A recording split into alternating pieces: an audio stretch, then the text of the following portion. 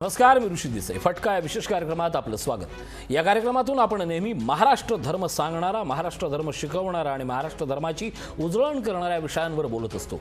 त्यात मराठीपणाची कळकळ असते. प्रश्नाच्या ठळकपणापेक्षाही उत्तराच्या अधोरेखितपणाकडे आमचं लक्ष असतं. म्हणून आम्ही जे मांडतो ते महाराष्ट्राच्या मातेशी मान राखत आणि महाराष्ट्र धर्माचं जागलेपण घेऊनच आम्ही हा संवाद साधत असतो. अर्थात हे सगळं सांगत असताना आणि महाराष्ट्राचा आणि आपल्या मराठी बोलीचा अभिमान गाजवण्याचा, बिंबवण्याचा सोहळा म्हणजे मराठी बोली भाषा दिन. 27 फेब्रुवारीला मराठीचा सोहळा अवघ्या जगभर सुरू होईल. पण याच निमित्तानं आम्ही करणार आहोत एक विचारमंथन. माझी मराठी, माय मराठी. खरं तर मराठी भाषेबद्दल थोडंसं समजून घेऊया. मराठी भाषा ही इंडो युरोपीय भाषाकुळातील एक भाषा आहे. मराठी भाषा भारतातील 22 अधिकृत भाषांपैकी एक आहे. मराठी महाराष्ट्र राज्याची अधिकृत तर गोवा राज्याची सहअधिकृत भाषा देखील आहे. 2011च्या जनगणनेनुसार भारत देशात मराठी भाषकांची एकूण लोकसंख्या ही सुमारे 9 कोटी होती. आता ती वाढून 10 ते 11 कोटीपर्यंत गेली आहे. मराठी मातृभाषा असणाऱ्या लोकांच्या संख्येनुसार मराठी ही जगातील 10वी आणि भारतातील 3री भाषा आहे. मराठी भाषा भारतातील प्राचीन भाषांपैकी एक असून महाराष्ट्रीय प्राकृतचे आधुनिक रूप आहे. मराठी भाषेचा गौरव ज्ञानेश्वरांनी त्यांच्या साहित्यातूनही केलेला दिसतो. महाराष्ट्र हे मराठी भाषकांचं राज्य म्हणून त्याला वेगळं महत्त्व प्राप्त झालंय. आज तागत मराठी भाषेतून अनेक श्रेष्ठ साहित्यकृती निर्माण झाल्या आहेत आणि त्यात सातत्यपूर्ण रीतीनं भर पडते आहे, हे विशेष. मग मुळात हा दिवस का साजरा केला जातो त्या प्राथमिकपणापासून ही सगळी सुरुवात करूया. लाभलंय आम्हास भाग्य बोलतो मराठी. होय, माझ्या मराठीचा सोहळा म्हणजेच 27 फेब्रुवारीला. त्याला कारणही तसंच आहे. अगदी जगभरातील मराठी भाषकांकडून 27 फेब्रुवारी हा दिवस जागतिक मराठी भाषा म्हणून साजरा करण्यात येतो. मराठी कवी विष्णू वामन शिरवाडकर अर्थात कुसुमाग्रज यांच्या जन्मदिवसाच्या निमित्तानं हा दिवस मराठी भाषा दिवस म्हणून पाळण्याची प्रथा सुरू झाली. जागतिक मराठी अकादमीने या कामी पुढाकार घेतला. अर्थात हे सगळं समजून घेतल्यानंतर आपण आता याला जोडून येणारा पुढचा विषय एका वेगळ्या टप्प्यावर समजून घेऊया. मराठी भाषेला अभिजात भाषेचा दर्जा कधी मिळणार? पण मुळात अभिजात म्हणजे काय आणि ते सरकार ठरवणारं कोण, हा जर प्रश्न तुमच्या मनात आला असेल तर त्याचं उत्तर समजून घ्या. अभिजात भाषा हा वैशिष्ट्यपूर्ण भाषेला भारत सरकारद्वारे किंवा या सगळ्यातनं अधिकृत समजला जाणारा एक दर्जा आहे. केंद्र सरकारनं अभिजात भाषेचे निकष खालीलप्रमाणे ठरवलेले आहेत. भाषा प्राचीन आणि त्यातलं साहित्य श्रेष्ठ असावं. भाषेचं वय 1,500 ते 2,500 वर्षांचं असावं. भाषेला स्वतःचं स्वयंभूपण असावं. प्राचीन भाषा आणि तिचं आधुनिक रूप याचा गाभा कायम असावा. अर्थात काळाच्या परिघावर हे सगळं आजही समजून घेताना हे निकष समजून घेतले की मग सरकार पातळीवर काय सुरू आहे ते त्याच्या पुढच्या टप्प्यावर समजून घेऊया. अभिजात भाषेचा दर्जा ज्या भाषांना दिला जातो त्या भाषेच्या सर्वांगीण विकासासाठी केंद्र सरकारकडून त्या राज्याला भरीव अनुदान मिळतं. केवळ भाषेच्या विकासासाठी भारत सरकारनं आतापर्यंत 6 भाषांना अभिजात दर्जा दिलाय. तामिळ, संस्कृत, कन्नड, तेलुगू, मल्याळम, उडिया आणि मराठीला आता दर्जा मिळावा यासाठी प्रयत्न सुरू झालेत. प्राध्यापक रंगनाथ पाठारे समितीची स्थापना झाली आहे. मराठी भाषातील ग्रंथाधनाचे पुरावे हे 12व्या ते 13व्या शतकापासून आढळत आहेत. लीळाचरित्र, ज्ञानेश्वरी, विवेक सिंधू यासारख्या ग्रंथांचा आधार दाखवला जातो. अभिजात दर्जा मराठीच्या सर्व चळवळींसाठी फार मोठा उत्प्रेरक अर्थात इंग्रजीत सांगायचं तर कॅटलिस्ट म्हणून काम करू शकणार आहे. अभिजात दर्जाचं भाषा संवर्धनासाठी जे फायदे आहेत तेही समजून घ्या, कारण हे झाल्यानंतर याचा महाराष्ट्रातल्या गावकुसातल्या मराठीच्या शिक्षकांपासून ते विद्यार्थ्यांपर्यंत सगळ्यांना फायदा होणार आहे. मराठीच्या बोलीचा अभ्यास, संशोधन, साहित्य संग्रह उभं करणं या गोष्टी साहित्याच्या पातळीवर, शिक्षणाच्या पातळीवर लक्षात घ्या. भारतातील सर्व 450 विद्यापीठांमध्ये मराठी शिकवण्याची सोय होऊ शकणार आहे. महाराष्ट्राचे प्राचीन ग्रंथ हे अनुवादित होऊ शकतात. महाराष्ट्रातील सर्व 12,000 ग्रंथालयांना एक सशक्तपणाची बळकटी मिळेल. मराठीच्या उत्कर्षासाठी काम करणाऱ्या संस्था, व्यक्ती, विद्यार्थी या सगळ्यांना भरीव मदत होईल. यासारख्या असंख्य कामं होणार आहेत. आजपर्यंत अभिजात कधी होणार म्हणून फक्त मराठी चळवळ आणि राजकीय पक्षांनी घेतलेली भूमिका आपण समजून घेतली आहे का, तर याचं उत्तर मात्र आपल्या सगळ्यांकडनं नकारात्मक असंच येईल. भारतीय राज्यघटनेतील 22 अधिकृत भाषांच्या यादीत मराठीचा समावेश आहे. मराठी ही महाराष्ट्र राज्याची एकमेव अधिकृत राजभाषा आहे. गोवा राज्यात कायद्यानुसार कोकणी राजभाषा असली तरी मराठीचा वापर शासनाच्या कारणासाठी करण्यात येतो.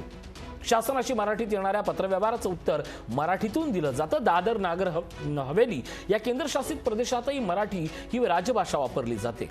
अर्थात महाराष्ट्रातील सर्व विद्यापीठात मराठीच्या उच्च शिक्षणाची सोय आहे. तसंच महाराष्ट्राबाहेरील गोवा विद्यापीठ, महाराजा सयाजीराव विद्यापीठ बडोदे, उस्मानिया विद्यापीठ, गुलबर्गा विद्यापीठ, देवी अहिल्याबाई विद्यापीठ इंदूर किंवा जवाहरलाल नेहरू विश्वविद्यालय नवी दिल्ली इथं मराठी उच्च शिक्षण विभाग आहेत.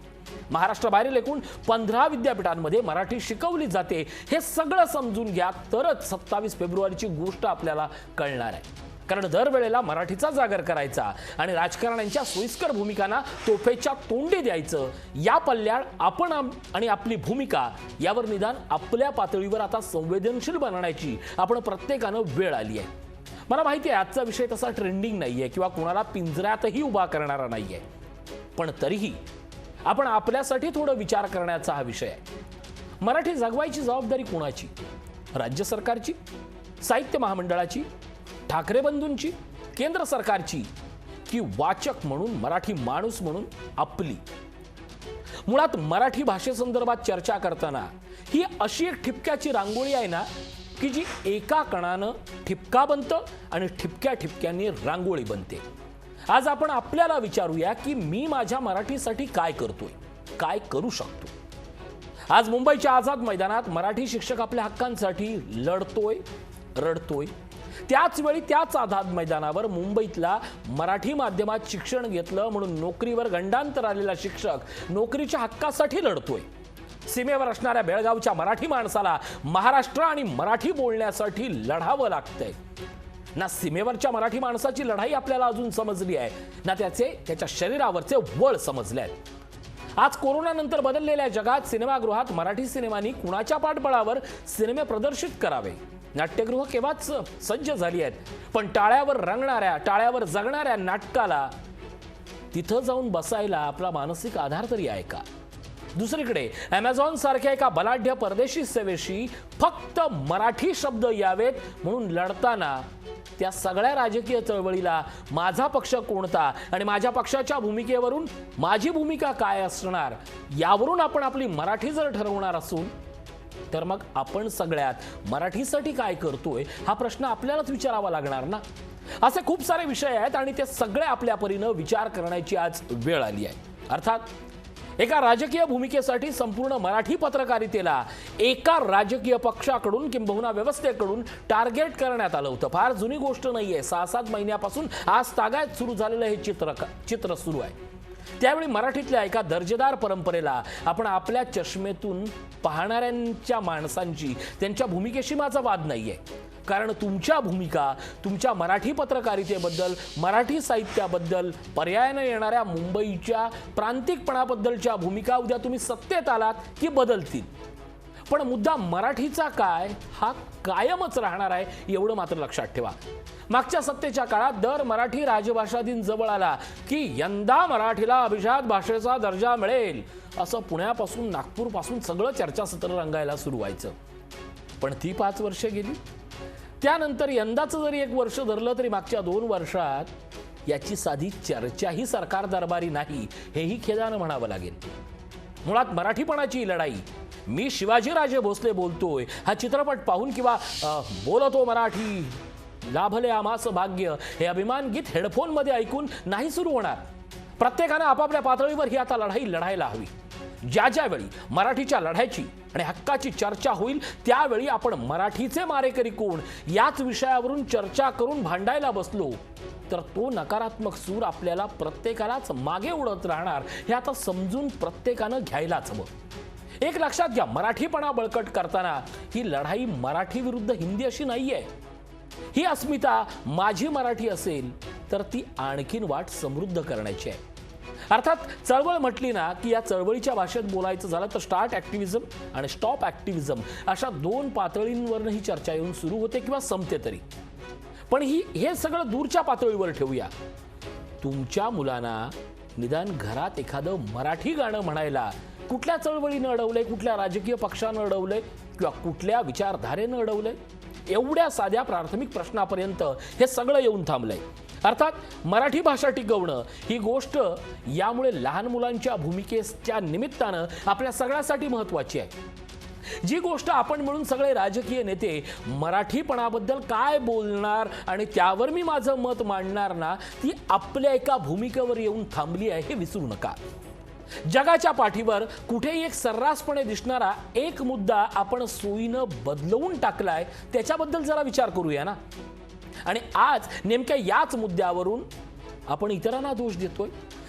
नीट आठवा, जगाच्या प्रत्येक बाजारपेठेचा एक नियम आहे. प्रत्येक बाजारपेठेत विक्रेता हा ग्राहकांच्या भाषेत बोलत असतो. पण एकमेव मुंबई आणि त्यानंतर आता जवळजवळ सगळीच महानगर गावखेड्यापर्यंत ही सवय लागली आहे. आपण आपल्या संवादाची भाषा बदलली आहे. भाजीवाल्याकडे जरी गेलो ना तरी त्याला विचारणार लौकी कशी दिली, आणि त्या नादात आपण घरून आणायला सांगितलेल्या दुधी भोपळ्याचा मात्र चक्क विसर पाडणार.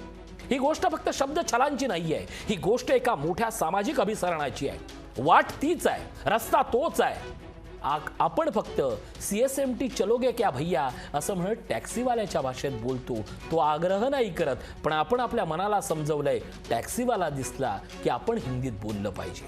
आपण आपल्या बोलीतला संवाद विसरतोय आणि जागर करतोय मराठी टिकवणार कोण. मराठी शाळांच्या अस्तित्वाच्या लढाईला केवळ शिक्षण पद्धती आणि केवळ लाल फितीचा कारभार जबाबदार आहे हे कितीही मान्य केलं तरी आपण या सगळ्यात उत्तम मराठी शिकण्यासाठी मानसिकरित्या आपण आणि आपल्या मुलांना तयार करतो आहोत का, याचं उत्तर पालकांनाच ठाऊक नसल्यानं प्रत्येकाच्या घरापासून निघालेल्या वाटा या इंग्लिश मीडियमच्या गेटवर जाऊन थांबल्या आहेत. कुंपणापलीकडच्या त्या न दिसणाऱ्या विश्वात मुलांना लोटताना त्याचं शिक्षण हे जरी इंग्रजी माध्यमातलं असलं तरी तो परत घरी आल्यावर तुमच्या मराठी संस्कारांना बाधा कोणी आणली आहे, त्याचे नियम तर आपणच ठरवले. लक्षात घ्या, हिंदी माध्यम इंग्रजी शिक्षण या पल्ल्याड आपल्याकडे मराठी संस्कार ठाम आहेत. आणि मग मराठी भाषांचा दिमाग आपण का विसरतोय. आपण ज्यांना मराठीतले आयकॉन मानतोय त्याच मराठीपणाच्या हद्दीत नाहीत राहिल्या आहेत, त्या आंतरराष्ट्रीय स्तरावर गेले आहेत. त्याने आंतरराष्ट्रीय स्तरावर आपला वकूफ सिद्ध केलाय आणि म्हणून आपण त्यांचा मराठीपणा मिरवतोय. मराठी भाषा जपताना त्यासोबतच त्यांच्या बोलींचं सौंदर्य हे मराठीत मांडण्याचा प्रामाणिक प्रयत्न करणं हे प्रत्येकानं करण्याची वेळ आली आहे. मराठीच्या अनेक बोली आहेत, त्यातल्या वराडी, कोकणी, अहिराणी असे काही ठळक भेद आपल्याला माहीत आहेत, पण त्यातल्या बोलींमधल्या पोटबोलीचं काय, या प्रत्येक बोली आपण जगवल्या पाहिजेत. मराठी नाटक, मराठी सिनेमा, मराठी साहित्य, मराठी शाळा, मराठी वेब सिरीज हे सगळं तेव्हाच जगेल जेव्हा आपण या सगळ्याचा मराठी म्हणून आग्रह करू. आज मराठी शाळांच्या दर्जांबद्दल चिंता करताना अहमदनगरच्या जिल्हा परिषदेच्या मराठी शाळांमध्ये प्रवेश मिळायला हवा म्हणून आता कॉन्व्हेंटचे पालक आग्रही आहेत हे विसरून कसं चालेल. उच्च द्या आणि उच्च बना या सिद्धांतावर आपण उच्चतमाचा आग्रह धरूया. साधारणपणे 10 कोटी मराठी भाषिक वाचक संख्या जरी गृहीत धरली तरी अजूनही मराठीतल्या बहुतांश नव्या पुस्तकाच्या पहिल्या आवृत्तीचा आकडा फक्त 1000 का असतो हा प्रश्न आपण आपल्याला विचारूया ना. आग्रह आपण आपल्यावर करूया आणि या सगळ्याचा आग्रह तेव्हाच सुरू होईल ज्यावेळी आपण ते ठामपणे मांडायला शिकू. सुरुवातीला ट्विटरवर हॅशटॅग मने सुरू झालेली सुरुवात आज ट्विटर उघडल्यावर फक्त मराठी मेसेज दिसेपर्यंत झाली आहे. इंस्टाग्रामवर व्हायरल होणाऱ्या मराठी डायलॉग स्टेटसची भुरळ आता हिंदीच नाहीये, ती गंमत फक्त मराठीत आहे हे आता तरुणाईला समजलंय. नव्या पिढीला मराठीचं वेड आहे, नव्या पिढीला नव्या मराठीचा दिमाग आहे. आता त्यांना फक्त तो पुढे न्यायचा आहे, त्याच्यासाठी हे सगळं जपूया. विचारवंतांनी काय केलं आणि राजकारण्यांनी का नाही केलं या पल्ल्याड जे होतंय ना ते मराठीत जपूया, मराठीत पुढे नेऊया. हे सगळं संपवताना एकच गोष्ट सांगतो, हिमशिखरावर जाणं लांब कधीच नसतं, फक्त ते तुमच्या घराबाहेर पाडणाऱ्या एका पावलावर अवलंबून असतं. हे समजायला हवं, तरच या दिवसाचं आणि आपल्या मराठी असण्याचं अस्तित्व हे आभाळभर मोठं होईल.